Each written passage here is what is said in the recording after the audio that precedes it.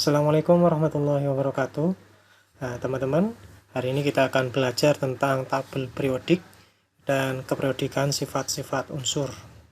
Bersama dengan saya, Pak Sami, dosen kimia. Hari ini kita khususnya belajar tentang perkembangan pengelompokan unsur-unsur. Nanti berkaitan dengan golongan dan periode pada video berikutnya. Kita ketahui bahwasanya unsur adalah zat yang tidak dapat dibagi-bagi lagi menjadi dua atau lebih dengan cara kimia. Nah, maksudnya di sini adalah zatnya ini adalah zat tunggal yang tidak dapat dibagi lagi menjadi zat yang lebih sederhana. Ini pendapatnya Boyle. Dari pendapatnya Boyle ini, para ilmuwan juga mengetahui bahwasanya unsur punya sifat yang jelas. Ada kemiripan sifat unsur-unsur itu. Karena mempunyai kemiripan sifat, maka para ilmuwan berusaha untuk mengelompokkan unsur-unsur. Kenapa dikelompokkan? Supaya mempermudah mempelajari, memahami, serta mengingat. Nah, pengelompokan ini didasarkan pada kesamaan atau kemiripan sifat unsur-unsur. Karena itu ada istilah yaitu tabel periodik unsur. Ada juga yang menamakan dengan istilah sistem periodik unsur. Kalau saya lebih suka memakai istilah tabel periodik unsur karena di beberapa buku yang saya baca literatur itu menggunakan tabel periodik unsur. Di ITB dan juga di MIT saya lihat perkuliahan mereka menggunakan istilah tabel periodik unsur, bukan sistem periodik unsur. Oke. Tabel periodik unsur itu suatu cara untuk menyusun dan mengklasifikasikan unsur di mana unsur-unsur yang mirip sifatnya diletakkan pada kelompok yang sama. Oke, yang pertama yaitu pengelompokan unsur yang paling pertama itu dilakukan oleh seorang ilmuwan yang bernama Anthony Lavoisier. Ya, nah, ini Anthony Lavoisier. Ini dalam bukunya beliaunya mencatat 16 unsur logam dan 7 unsur bukan logam. Nah, ini kelompok logam. Contohnya emas, ya. Contohnya emas seperti ini. Emas, besi, mangan. Beliaunya menemukan 16 unsur logam. Adapun sifat logam mempunyai sifat yang kilap logam, ya, mempunyai kilap logam, dapat ditempa, ya. Kalau Anda memukul logam, itu tidak retak, ya, tapi dapat ditempa menjadi kalau bahasa Jawanya penyet, ya. Dapat diulur menjadi kawat, menghantarkan panas dan listrik, dan pada umumnya berupa padatan, ya, kecuali raksa, ya. Pada waktu ini raksa itu sudah ditemukan, ya, zamannya Lavoisier. Ada lagi kelompok yang kedua yaitu kelompok bukan logam. Contohnya ini sulfur atau belerang, ya. Belerang, hidrogen, oksigen, arsen, fosfor, nitrogen, dan karbon ini merupakan non-logam. Sifatnya beda dengan logam, yaitu tidak mengkilat, tidak dapat mengantarkan panas atau listrik, dan pada umumnya berupa gas atau cairan. Ilmuwan berikutnya yang berusaha menyusun unsur-unsur berdasarkan kemiripan unsur yaitu Johann W. Dobreiner, ya. Ini Dobreiner ini adalah orang yang pertama yang menentukan adanya hubungan antara sifat unsur dan massa atom relatifnya atau AR, ya. Jika tiga unsur yang sifatnya disusun secara berurutan menurut bertambahnya massa atom, maka massa atom relatif unsur yang kedua merupakan rata-rata, ya, massa atom relatif unsur pertama dan ketiga. Sifat lain unsur yang kedua menunjukkan sifat antara yang pertama dan ketiga. Nah, kelompok tiga unsur ini disebut dengan triad, ya. Oke, misalkan kelompok triad dari logam alkali, ya.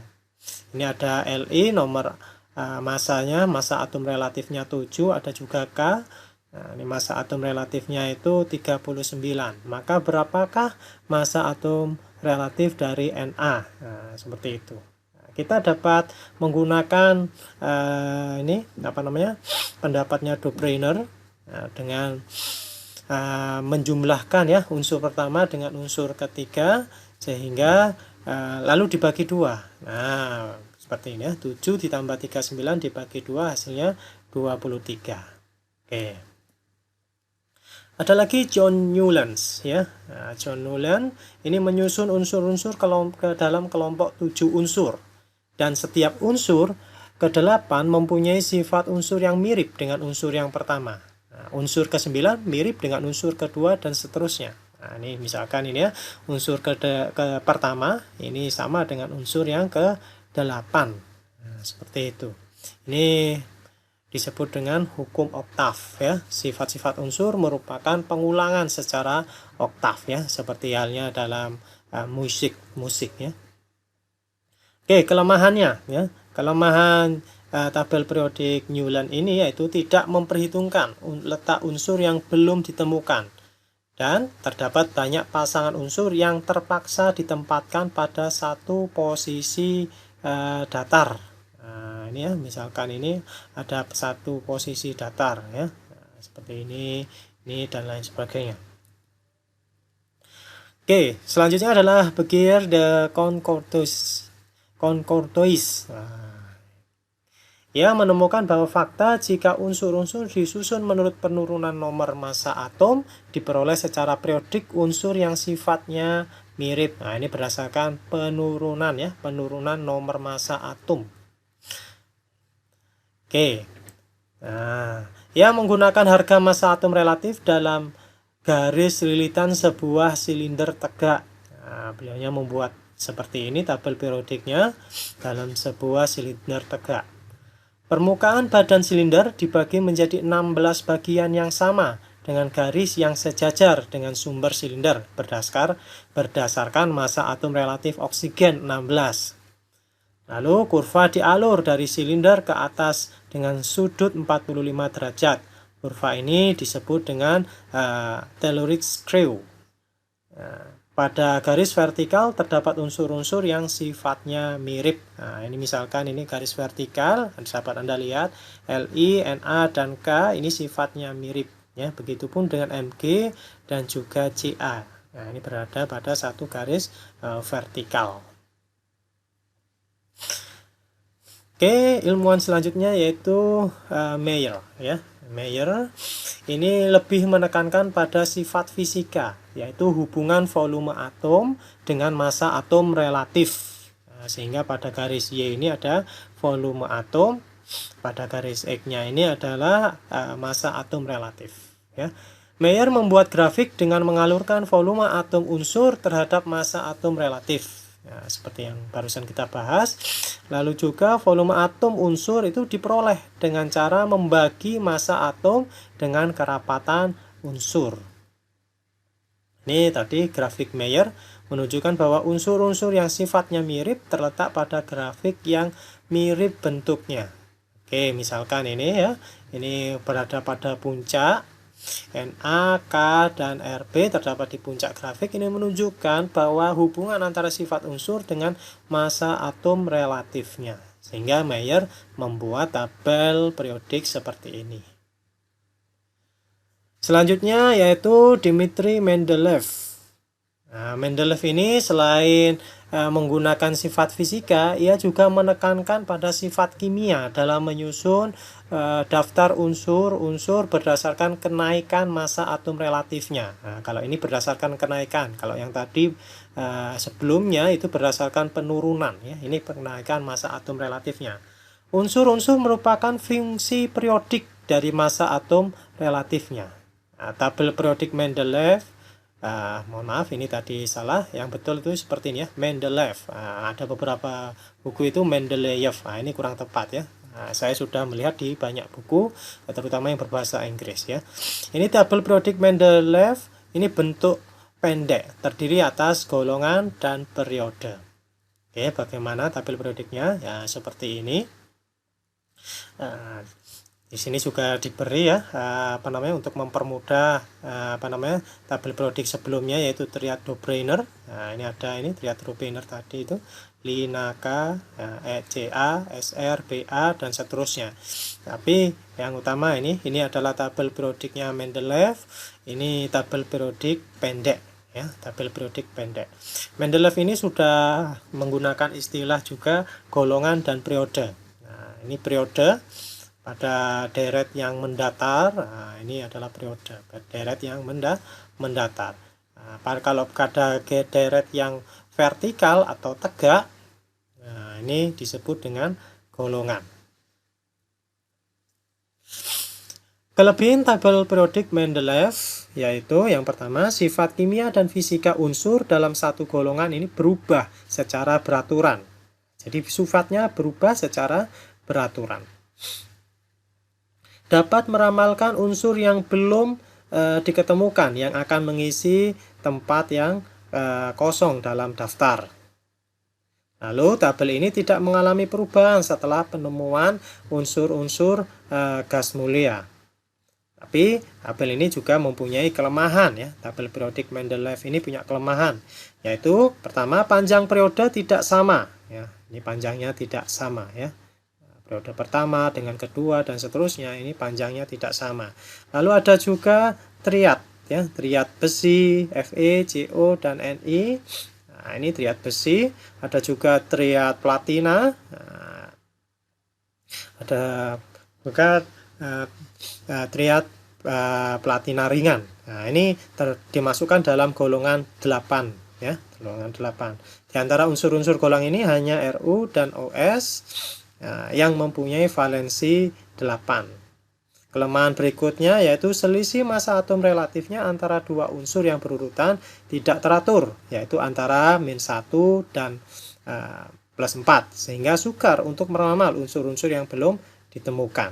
Karena ini juga masih ada kelemahan, para ilmuwan terus mencari tabel periodik yang lebih banyak kelebihannya ya daripada kelemahannya. Oke, ilmuwan berikutnya yaitu Henry Moseley. Ini tabel periodik modern yang kita gunakan saat ini. Nah, ini menggunakan jasanya Moseley ya. Ini tabel periodik modern atau juga tabel periodik bentuk panjang. Moseley melakukan percobaan menggunakan berbagai logam sebagai anti katoda pada tabung sinar X. Ya. Simpulannya, ada perubahan yang teratur dari energi sinar X sesuai dengan perubahan nomor atom atau Z dan bukan nomor massa. Oke, nah, ini hasil percobaannya Moseley. Beliaunya menembakkan suatu bahan dengan sinar X. Dari hasil tembakannya itu tercatat energi absorpsi dan emisi dari sinar X tersebut. Sehingga dari sini juga nanti diketahui nomor atom. Kalau ini menggunakan kimia kuantum untuk bisa memecahkan masalah ini ya. Nah, nanti kalau Anda belajar kimia kuantum akan lebih mudah untuk mempelajari ini ya. Untuk saat ini yang mudah dulu saja ya, tabel periodik, karena ini adalah kimia umum atau kimia dasar ya. Moseley ini juga menggunakan istilah sebagaimana sebelumnya, yaitu periode dan juga golongan ya. Kalau periode tadi deret mendatar atau horizontal. Nah, ini horizontal. Kalau golongan ini adalah deret yang ini lajur tegak atau vertikal. Nah, seperti itu. Kelebihan tabel periodik unsur modern bentuk panjang. Oke, pertama, penyusunannya berdasarkan sifat yang lebih mendasar, yaitu nomor atom. Nah, nomor atom ini kalau simbolnya itu Z ya, jumlah proton. Ada perubahan sifat unsur yang gradual sehubungan dengan naiknya nomor atom. Nah, jadi perubahannya sedikit demi sedikit. Letak unsur yang terkait dengan konfigurasi elektron atom-atomnya. Nah, jadi nanti kalau ingin tahu misalkan Li ini letaknya di mana, ini menggunakan konfigurasi elektron ya. Ini nomor atomnya berapa? 3. Berarti nanti ada jumlah elektronnya, karena Li di sini merupakan atom netral, maka jumlah elektronnya juga 3. Nanti 1s2 dan 2s1. Nah, seperti itu. Terletak pada periode yang kedua, 2s1 ya. Duanya ini menunjukkan periodenya. Lalu S1, satunya ini merupakan menunjukkan elektron terluarnya, ya. Jadi ada 1. Oke, berarti dia terletak pada periode yang kedua dan golongan 1A. Seperti itu. Jadi lebih lengkapnya ada lagi pembelajarannya, ya, tenang. Unsur-unsur transisi memiliki sifat intermediate, sifat antara, ya. Ini unsur-unsur transisi mempunyai sifat antara. Antara apa? Antara unsur-unsur blok S, ini blok S, seperti ini blok S, ya, dan blok P. Nah, ini blok P, ya. Ada juga unsur-unsur transisi dalam yang merupakan unsur-unsur yang hampir mirip diletakkan antara golongan 2A dan 3B. Ini 2A dan 3B, lantanida dan actinida, ya. Nah, ini terdiri dari 14 unsur, ya, mulai dari lantanida, La sampai dengan HF, dan actinida ini periode ke-7 mulai dari AC sampai dengan Ku. Ini diletakkan terpisah di bagian bawah, ya. Kalau diletakkan jadi satu ini nanti panjang sekali, ya. Nah, seperti itu.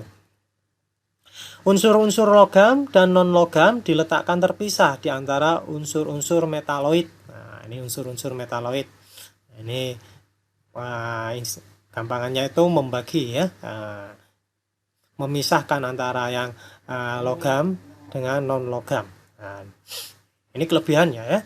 Penyusunan unsur-unsurnya mudah diingat dan direproduksi. Nah, ini mudah diingat dan direproduksi, ya. Misalkan Anda nulis lagi, ini mudah, ya, daripada tabel periodik yang sebelumnya. Ini juga mudah diingat. Mungkin Anda juga pernah membuat hafalan tentang ini, ya. Kalau saya hafalannya itu Haji, Lina, Kawini, Robi, Chelsea, frustasi. Nah, ini kan mudah diingat, ya. Bebek, mangan, cacing, seret banget rasane. Nah, kalau ini saya bal, gain, TL. Nah, seperti itu, ya. Nah, dan seterusnya, ya. Nah, ini misalkan yang 8 hendak nembak arek krian kene rondo. Fanta, Coca-Cola, bir item, hati-hati. Dan seterusnya, ya. Nah, gampang, ya, Anda singkat sendiri, mudah. Ini tolong semuanya, Pak. Oke, misalkan ini, ya, orang Surabaya seneng telo puhung. Nah, Nita paling asoy sebab bisu. Cari si gendut senengannya pembantu. Waduh, hafalannya kok gitu, ya. Ini hanya untuk memudahkan mengingat, ya. Memudahkan mengingat. Oke, lanjut. Secara garis besar, unsur-unsur dapat dibagi menjadi 4 kelompok, ya, yaitu kelompok S. Nah, ini kelompok S, golongan 1A dan 2A, dan juga kelompok P, ya, mulai dari 3A sampai dengan 8A, kecuali yang di atas ini, kecuali helium. Lalu kelompok kelompok D. Nah, ini unsur transisi, dan kelompok F, ya, transisi dalam. Oke, seperti itu. Walaupun ini tabel periodik modern, ya, tapi ada juga kelemahannya, ya. Kelemahan yang pertama yaitu letak hidrogen dengan konfigurasi 1s1. Ini 1s1 seharusnya ini sifatnya sama dengan logam alkali, tapi ini gas hidrogen, ya, gas hidrogen. Sifatnya beda dengan logam alkali. Walaupun kalau Anda belajar lebih advance lagi, gas hidrogen pun ini pada suhu dan tekanan tertentu ini bisa mempunyai sifat menjadi logam, ya. Bagaimana? Nanti Anda belajar di kimia kuantum, ya. Next, ini letak helium. Ini letak helium. Berdasarkan sifatnya yang inet, helium termasuk gas mulia. Kalau dari inetnya ini lebih ke gas mulia. Tapi kalau berdasarkan konfigurasi elektron, ini helium kan nomor atomnya 2 sehingga jumlah elektronnya 2. Konfigurasi elektronnya 1s2. 1s2 itu, ya, mirip dengan konfigurasi di sini, ya. Kalau ini 3s2, mohon maaf, kalau ini 2s2, 3s2 dan seterusnya. Nah, seharusnya sama dengan golongan alkali tanah. Nah, tapi karena dia inet, dia lebih cocok ya diletakkan di golongan 8A ya. Oke, lantanida dan aktinida tidak menjadi satu dalam tabel. Oke, sehingga ini oleh sebagian orang ini dianggap kelemahan ya. Oke, nah ini yang lebih modern lagi, selain menggunakan tadi ya penggolongan dengan 1A, 2A dan seterusnya. Ini golongan menurut grup CHES ya. Ada juga penggolongan menurut UPAC ya. Ini menurut CHES.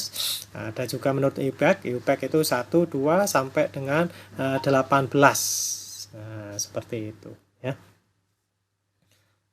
Periode pertama ini He dan juga hidrogen itu hanya 2 unsur di periode pertama. Lalu periode kedua berisi 8 unsur mulai dari litium sampai dengan neon. Lalu periode selanjutnya periode keempat ini ya, kalau tadi periode kedua dan ketiga ini ada 8 unsur, periode keempat dan kelima ini ada 18 unsur, dari kalium sampai krypton dan rubidium sampai xenon. Oke, periode keenam merupakan periode panjang dengan 32 unsur, 14 unsur diantaranya ini lantanum sampai hafnium itu dicabut dan ditempatkan dalam tabel dan disebut dengan deret lantanoid ya. Ini deret lantanoid. Periode ketujuh ini terakhir, ini tidak lengkap dan 14 diantaranya dicabut dan ditempatkan di bawah tabel disebut dengan deret aktinoid ya. Golongan dalam tabel sistem periodik ditulis dengan angka Romawi. Nah, ini ditulis dengan angka Romawi 1, 2 dan seterusnya dan diberi huruf. Nah, kalau A ini golongan yang utama, tadi yang B merupakan golongan transisi. Oke, ini adalah sejarah tentang tabel periodik unsur. Untuk selanjutnya kita akan membahas tentang sifat periodik unsur ya. Oke. Terima kasih, demikian dari saya Pak Sami, semoga bermanfaat. Supaya lebih bermanfaat Anda bisa subscribe, like, dan share sehingga kami lebih semangat lagi untuk membuat video-videonya ini. Oke, terima kasih. Assalamualaikum warahmatullahi wabarakatuh.